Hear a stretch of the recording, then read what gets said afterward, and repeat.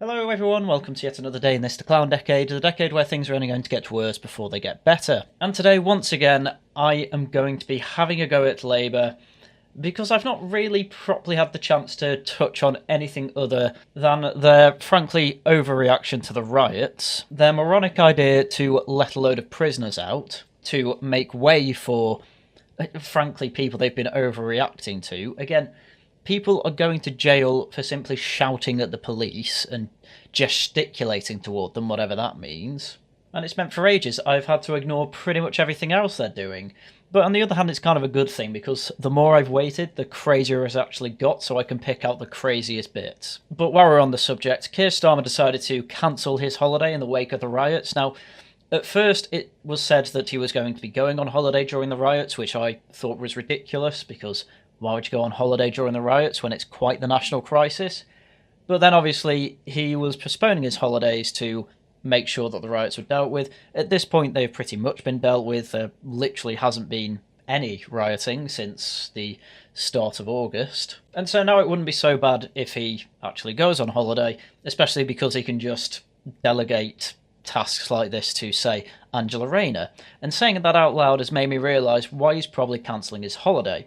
Still a bit of a hotbed around the UK, that I imagine is what has been said in these Cobra meetings that they've been having. And I imagine that Keir Starmer literally doesn't want Angela Rayner in charge because I don't think he can trust her. That is basically the only reason I can see as to why he is not cancelling the holidays, because he literally doesn't trust his cabinet to run the country while he's away during this crisis, which again has died right down since the start of August. Anyway, that's pretty much all I'm going to say about Keir Starmer because I've had plenty to say about him over the weeks, but now it's time to focus on the cabinet and especially the economy, because obviously Labour for quite some time were having a go at Liz Truss and her disastrous mini-budget, quote-unquote. Going on about austerity was nothing short of a choice, and that really there was no need to make cuts to the public sector. Tories give jobs to their rich mates and give out handouts to their rich mates, etc, etc, etc. You'd expect them to be slightly better. Well, millions of UK public sector workers set for above-inflation pay rise. Rachel Reeves is expected to accept pay review body recommendations in move that could cost up to £10 billion. The NHS and teaching pay bodies are reported to have recommended a 5.5% rise, and similar advice is likely to be given to other pay review bodies covering workforces such as doctors, dentists, armed forces, prisons and police officers. The pay rises would help reverse years of declining wages, deal with staff shortages, and see off the threat of industrial action. And I'm not even necessarily against giving public sector pay rises. I mean, everyone's real wages have been pretty much stagnant for quite a few years now. In fact, declining for quite a few people. I know it's happened to me. However, obviously this can only be done if the budget is balanced. I mean, that's where the next few stories are going to come in. But obviously, the last thing that this section has said is that this should see off the threat of industrial action. And I want you to bear in mind that for later, but for now, it has been reported that the cost of public services drives up government borrowing, which, as far as the manifestos went, and as far as literally all my research into them went, but the Tories and Labour both said they were going to reduce the deficit, not by much, just by a few £100,000 over 5 years. And obviously, the idea for reform was to slash that by about 9 billion. Might be less than that, I know it was in the billions. But it appears that actually, no, we are going to get a worse deficit under Labour. It turns out the Tories were right, which wasn't actually the issue. Everyone thought the Tories were right. The problem was that nobody trusted the Tories to do any better. Borrowing hit £3.1 billion last month, the highest level for July since 2021, literally since COVID. The unexpected increase has prompted analysts to speculate over what tax and spending decisions the Chancellor will announce in the autumn budget. One economist said Rachel Reeves faces tough choices, while another added the government would likely raise taxes. However, the Chancellor has previously said some taxes will be increased, but has reiterated she would not raise VAT, national insurance or income tax, which is very good. But once again, it is quite funny how this is all being set up to effectively say, we need austerity, which the Tories have effectively been refusing to do because they don't want to be known as the party as austerity.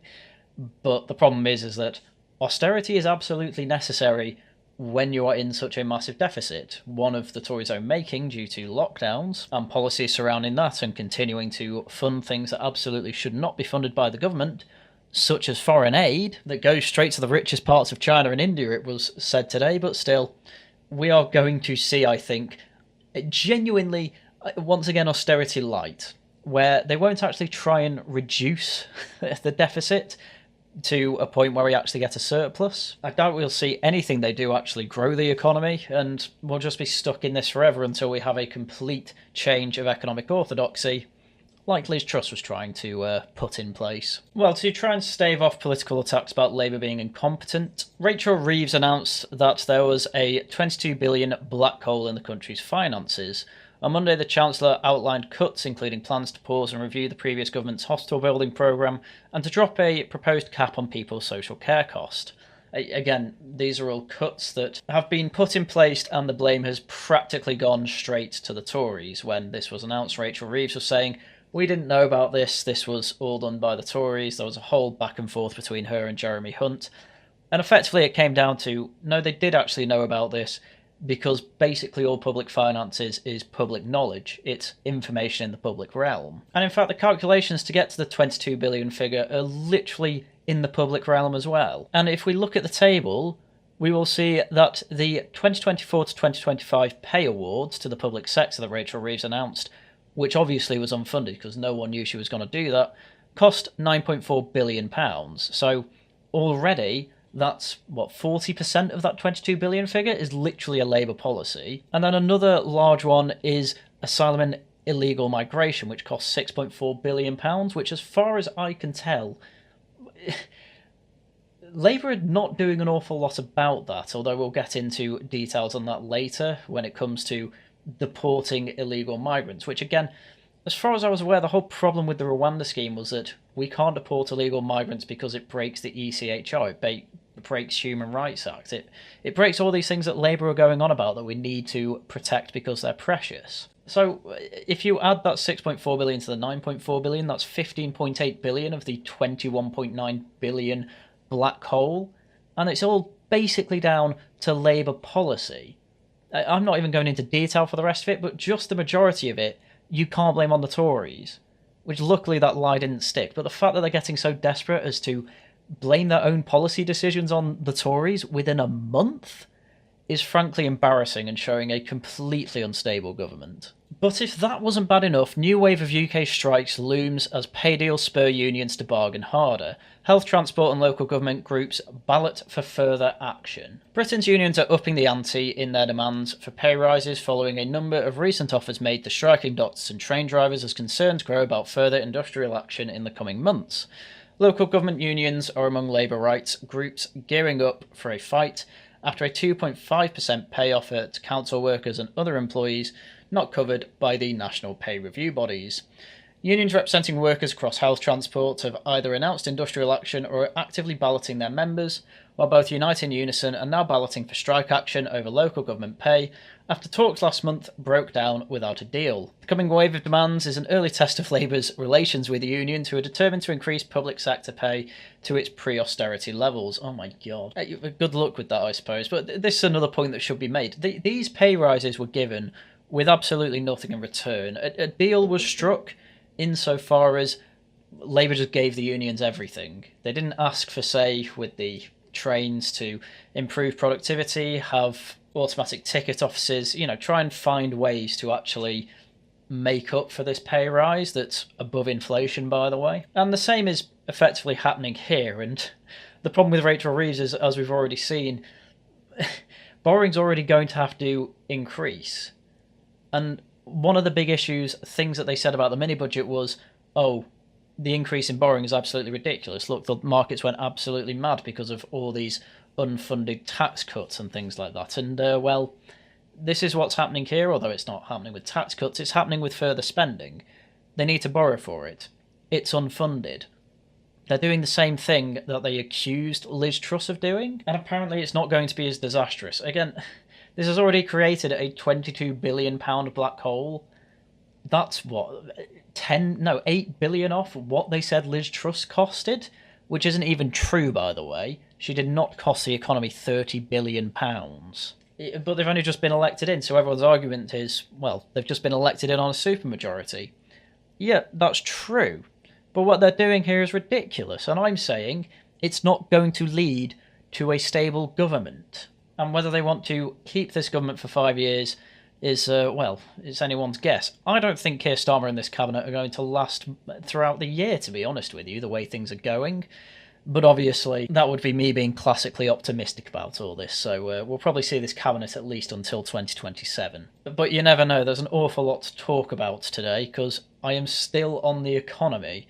And as hinted at before, Rachel Reeves is planning to raise tax and cut spending in October budget. Chancellor insists she still has a large black hole to fill despite stronger than expected growth in first half of 2024. And it's another thing that Labour keeps saying, we've inherited one of the worst economies ever. It's nowhere near true. Margaret Thatcher's economy that she inherited was pretty dire. The one that Labour inherited before that, also pretty dire. Because they were effectively trying to, every party, by the way then, even the Tories, were effectively trying to do somewhere between soft and centrist socialism. Especially Labour, they were effectively trying to be as socialist as possible, and Tories didn't want to upset the apple cart. Thatcher obviously didn't care about that, and slowly made her way to upsetting the apple cart, not to the point where the markets went mad. And this is the problem now. Effectively what Labour are trying to do is not upset the apple cart too much so that they can move to a more centralised economy. The problem is that the economy is already pretty centralised. Nearly half our GDP is spent in the public sector. And so the issue with that is that it's then quite hard to actually move that money about, because it's got so big and so inefficient that it's actually quite difficult to make it any more efficient, because it upsets the apple cart. And we have laws in place that force it to be inefficient. Think, DEI type, Equality Act type legislation. And Labour aren't going to do anything about that. In fact, they're going to empower it more by making misogyny a hate crime. Which is, I don't even have an article for, by the way, but they're actually trying to do that. Where the line is for that, I have no idea. You should know the standard arguments for that by now. We've been talking about it for we're in 2020, 9 years, nearly 10 years. So that problem's been done to death, and yet Labour still come in and make it law. Anyway, the changes that Rachel Reeves is considering is raise more money from inheritance tax and capital gains tax. I mean, you do that wrong, you actually end up with less money, because people will move their money around, and effectively, to avoid capital gains tax, buy and sell the things that they have capital gains on in other countries. Obviously, you can't do that with some assets such as houses, but I digress. It means people will be less likely to sell their houses in that case, pushing house prices up. Sticking to plans for a 1% increase in public spending, even though it would involve cuts to some Whitehall departments. I mean, to be honest, you could probably cut out half of Whitehall and we'd all be pretty happy. This was another thing, by the way. Tories wanted to get rid of, I think it was 70,000 Whitehall jobs. Labour just said, we're not going to do that. That would have been a free way to save money. The reason we have so many now is because of COVID, because they thought we needed 70,000 more civil servants to deal with the COVID pandemic. But the jobs were never cut. People still have jobs, as far as I'm aware, to do with COVID. Why? Rejecting pressure to scrap the two-child benefit cap. Okay, that will save money. Changing the way debt is measured to exclude the Bank of England. Oh, so they're trying to cook the numbers as well. I mean, this was a thing that an awful lot of righties were saying. Labour lie as well, by the way. In fact, if anything, it's probably arguable that already Labour have been telling more porcupines than the Tories within a month. I can't remember a month where the Tories were trying to openly cook the numbers of debt while also trying to blame Labour for the state of the economy. I suppose, well, they couldn't really do that. But they certainly never blamed Labour for any policy that they actually put into place. So while I am trying to compare the shininess of turds here, my point is that Labour are really, really bad at lying, because they are genuinely full of uncharismatic people who are rank amateur politicians, and due to both those facts, it is really obvious when they're lying, to the point that even people I've seen who generally supported Labour throughout the election are even just not buying any of this. This is all nonsense. And these are obviously the same people that think austerity is a choice. They're not even trying to defend this because they think austerity is a choice, but unfortunately they think that this is Tory influence that has caused this, when in reality it's because economic orthodoxy is just rank and not fit for purpose and should be done away with like the dodo. Anyway, as mentioned before, 14,000 illegal migrants will go by end of year. That was Yvette Cooper. The Home Secretary is targeting the most deportation in a 6-month period since 2017. Details on how she's actually going to do that when Tories fail to deport anyone to Rwanda is completely beyond me. Again, the whole point is that the ECHR and Human Rights Act effectively don't let you deport people, so I have no idea how she's expecting to actually deport anyone, let alone 14,000 illegal migrants. Yvette Cooper has set a goal of deporting more than 14,000 illegal migrants and foreign criminals by the end of the year as she presses ahead with Conservative plans to reopen 2 immigration detention centres. I suppose that's good to see. The Home Secretary outlined plans to achieve the highest 6-monthly rate of removal since 2017, when 32,720 migrants were removed. What the hell happened in 2017? The target would mean beating the second 6 months of last year, when the figure reached 14,385, the most since 2017. Again, you don't really hear this in the news. How are they deporting these people, and why are we failing to deport anyone to Rwanda if that's the case? And, oh my god, it's a criticism I had forever of the Tories. How are they so bad with PR? Why don't they advertise that they deported 14,000 people in 6 months? That is not an insignificant number, and would probably make people think, they are serious about this. Why are they so focused on Rwanda if other areas were doing alright? The major surge in this also makes it seem like what Yvette Cooper is promising is effectively, I promised to do as the Tories were doing. And the Tories are seen as not really having a grip on the issue. And so if you're just going to do the same as what the Tories did here, not exactly filling me with hope.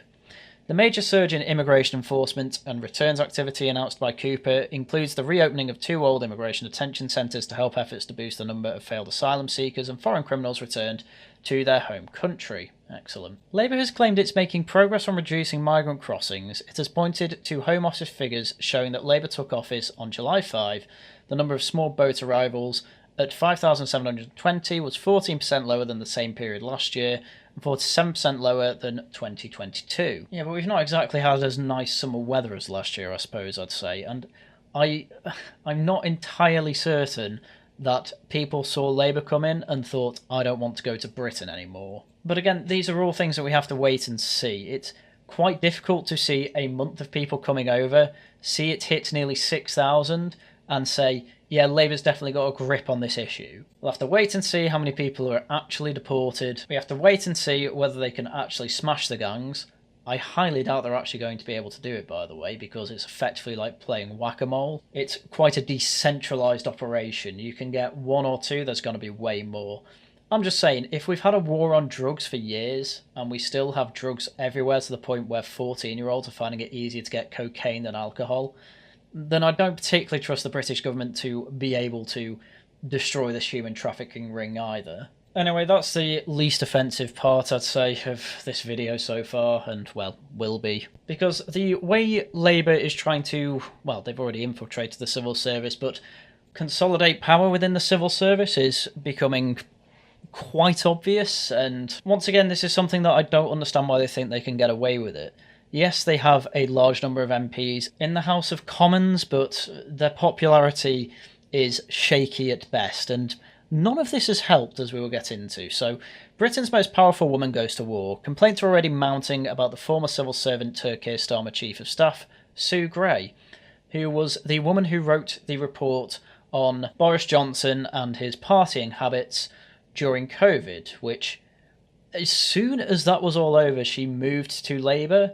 And basically no one said, hang on a second, we should probably rethink how that report she wrote actually looks now, because there is no way anyone with a brain would take the assumption that it was impartial if as soon as the supposedly impartial civil servant instantly gets the top job at Labour.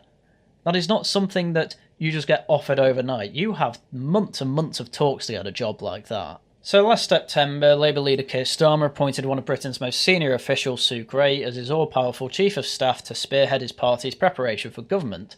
Also, her son is now an MP as well. for Labour, obviously.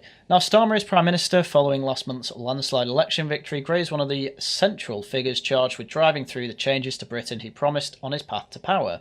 Gray has spent most of her career within Britain's impartial civil service, quote-unquote impartial, holding a succession of powerful Whitehall roles, culminating in an investigation into former PM Boris Johnson's conduct in the so-called Partygate scandal, which ultimately led to his resignation. And again, which Sunak was caught in this scandal as well, doing worse things. He was fined for more, and they wanted him as Tory leader, because absolutely nobody in politics has principles apart from the people that get kicked out. But while Sue Gray knows the levers of government machine well, she has long proved a divisive figure. Sue's got her fans from when she was a civil servant, and she's got the people who didn't like her either personally or because they crossed swords with her. One senior Whitehall official who had worked closely with Sue Gray, a former Tory special advisor, put it more bluntly: she knows how the system works, which is why she was hired, but has made plenty of enemies on both the official and political side, so will have a huge fight on her hands. And there's also problems within her own party.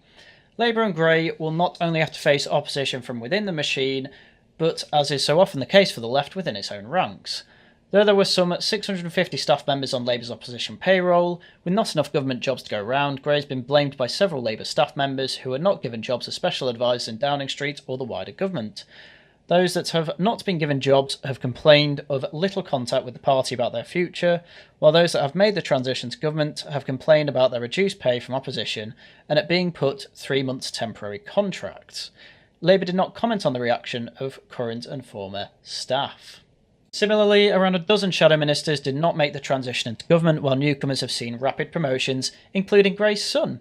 Media reports suggest Gray has also clashed with Morgan McSweeney, Labour's head of political strategy and Keir Starmer aide, something the Labour administration denies. Labour has kept the two separate, with neither reporting to the other, running separate teams to work to their strengths. McSweeney is seen as more political and combative, with a history of taking on political opponents, such as the right wing, while at Barking and Dagenham Council. Gray is seen as the gatekeeper, through whom all government planning flows. The backlash against Gray by Labour figures who have either crossed swords with her or view her as the cause of their ills is likely to continue the longer she's in power. For Gray, that could result in a tough ride. As Whitehall officials quote said above, she has a lot of protection being a civil servant, but she has none of that now.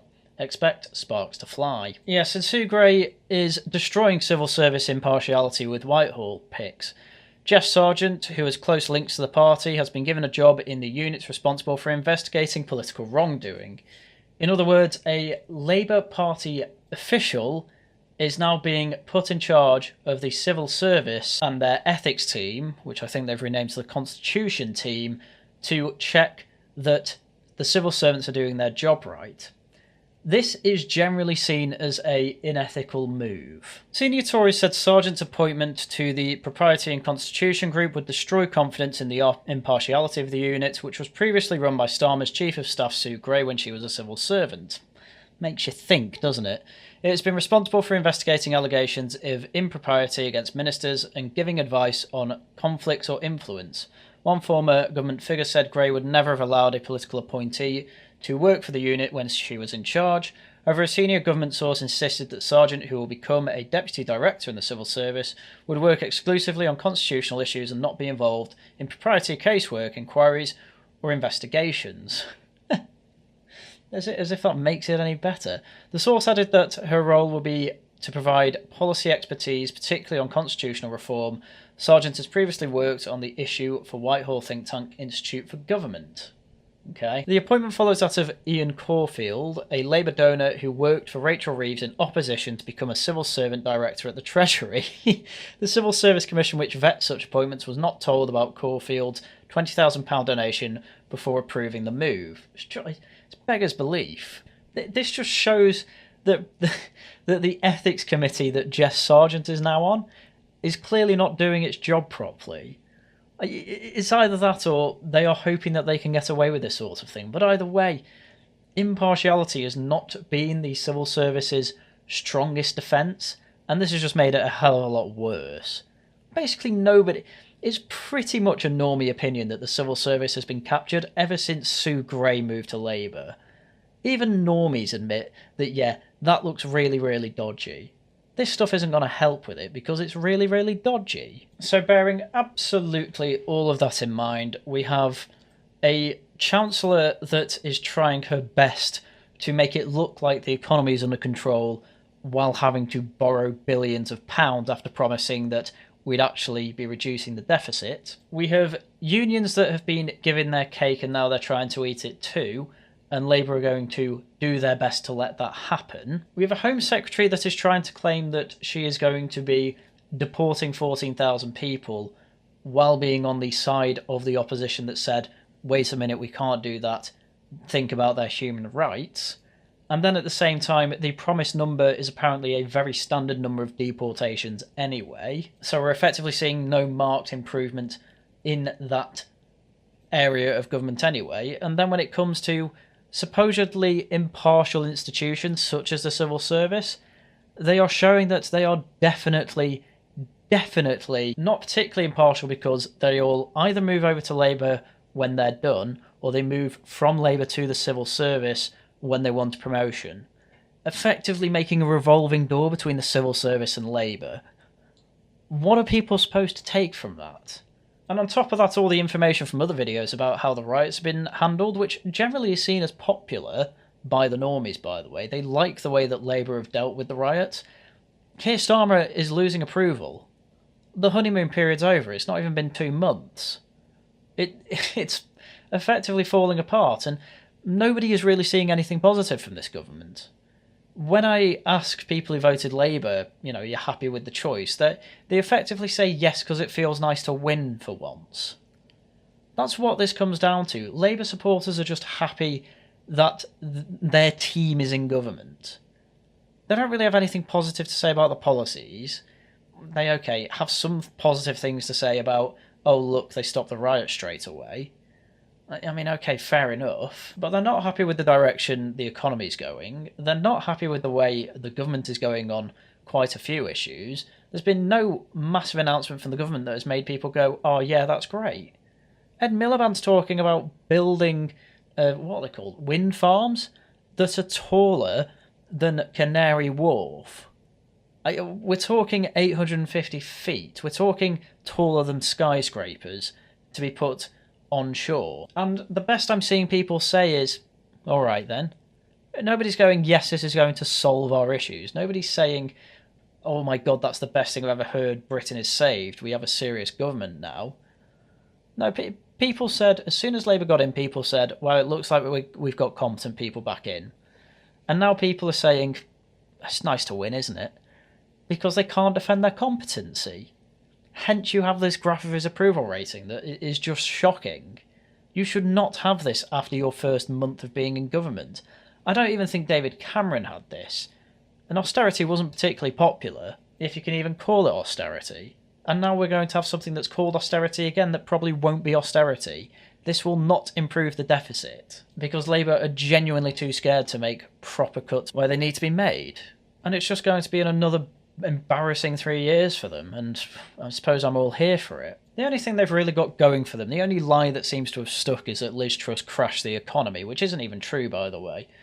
It's not even true that the markets went mad because of the mini-budgets. As I went through in the last video I did, part 3 of Tom Nicholas's terrible video, it was actually the Bank of England not regulating LDI investments properly that caused 2/3 of the problems with the markets at that time, meaning that at most Liz Truss was responsible for about 1/3 of that issue. But that lie sticks because everyone hates Truss because effectively she's not very charismatic and has ideas that everyone sees as abhorrent because everyone just wants orthodoxy, even though orthodoxy is causing all of these issues. And there's only so long you can be in government and still blame the Tories. It's been a month and people are already fed up with that line of reasoning. I can't see it getting any better because they have no way of improving any of this. Anyway, once again, this is another video of me predicting that they have about 3 years in power, so I'll see you for the election 2028. Until then, though, obviously I'm going to be continuing doing videos on this channel, going to continue going on streams. In terms of streams this week, the only one, I don't know if I'm on it yet, but we do have over on the Worcester Club, Publisher Me Damned, How Our Parliament Works. Written in the early 20th century, I think in the interwar period, it might be just post-World War II. And it's quite amazing how different a perspective people had on giving the House of Commons more power was in those days compared to the results that we have now. And effectively, us at the Worcester Club saying, my God, I can't believe the Commons got this power just to then give it to the civil service so that the Commons could still elect people to get a load of money to effectively make no decisions. Anyway, Tosh Talks returns next Tuesday as well. We haven't picked the topic yet, but you can vote on the Worcester Club Discord, link down below. Please join to be part of a fantastic community. Regional Variations is still TBD. It's not this week. I don't know if it'll be next week, but I keep getting messages indicating that it will return at some point, so fingers crossed it will be soon. Laughing at the Guardian will be next Friday. Obviously, it's the 100th episode. Not going to do anything particularly special for it, just obviously it will be a bunch of whamming on, obviously, because it's the 100th and I should probably get an all-woman panel again. So there's that to look forward to, and obviously in terms of this channel, subscribe, like, become a member, all that good stuff. And that was everything I had for you for today. So once again, thank you very much for watching, and until next time, goodbye.